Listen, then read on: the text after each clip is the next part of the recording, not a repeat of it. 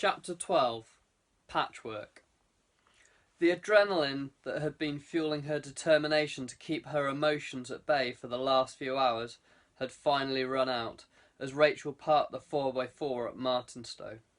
The realisation that Jack was no longer with them gradually began to sink in, and she broke down into a stream of tears that she could hold back no longer. James could see that she needed something to keep her mind occupied and off the painful events of the last few hours. "Rach, can you help me with Chris? I need to get him into the kitchen. I'll have to stitch this wound up." She didn't respond straight away, as the raw emotion was still in control. "Rach, come on, give us a hand." The urgency in his voice had the desired effect. Wiping the tears from her cheeks, she finally began to motivate herself to help him to manoeuvre Chris out of the Range Rover and across the gravel before entering the mansion and carrying Chris through the corridors to the kitchen. "Jesus, you're a heavy lump. What the hell have you been eating?" James said, as he and Rachel struggled to manhandle Chris inside. James quickly brushed off all the magazines and all the newspapers off the kitchen table onto the floor. Creating a mess was the least of his concerns. They managed to roll Chris up onto the table. "I need some towels, hot water, the med kit, and a bottle of brandy." "Where are the towels kept?" she asked. "On the landing, first door on the left at the top of the stairs," he replied as he began to remove the temporary dressing. The wound had sort of begun to clot, but was looking messy and definitely required cleaning up before James could stitch it.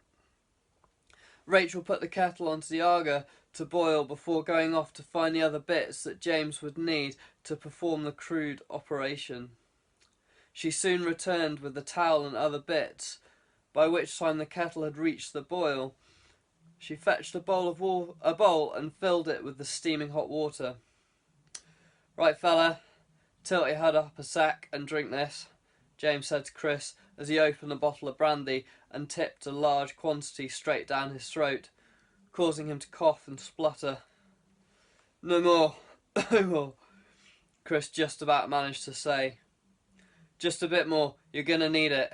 This is gonna hurt quite a bit, I'm afraid," James replied as he poured another decent measure into Chris before turning his attention to the wound. James dipped one of the towels into the bowl of hot water and used it to clean in and around the wound before he took off his leather belt. "Sorry, bud. It's the only thing I've got. Bite down on this. This may well burn a lot," he said to Chris as he placed the folded leather strap between his teeth. "Rach, can you pass me that bottle of surgical spirit from the med kit?" She was in the process of handing him the bottle, but her hands were shaking so much that she dropped it. The glass cracked before shattering, sending the spirit running off all over the floor. Rachel burst into another flood of tears at the realisation of what she'd just done. James realised immediately that she was suffering from shock. "Hey, don't worry about it. It's not the end of the world. We'll just have to use the brandy instead." Chris bit down heavily on the leather as the brandy felt like it seared the open flesh. His groans of pain made Rachel wince, but she didn't look away. She handed James a sailmaker's needle and some cotton thread that had been sterilising in a small dish of brandy. James took about 20 minutes to finish suturing up the wound.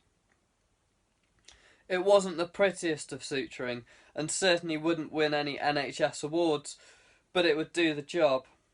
He finished the repair off, sticking a melanin pad over his work to protect the suture from being ripped out, and then after helping Chris to his feet, wrapped a bandage around his midriff. He then assisted Chris to the sitting room and onto a sofa that would act as a makeshift bed before he could finally turn his attention to Rachel. He found her in the smoking room and attempted to console her, but she pushed him away. "Rach, I know you're upset. But he was our friend too. But you just left him there. I thought you people never left a man behind, she shouted at him between the tears. I had no choice.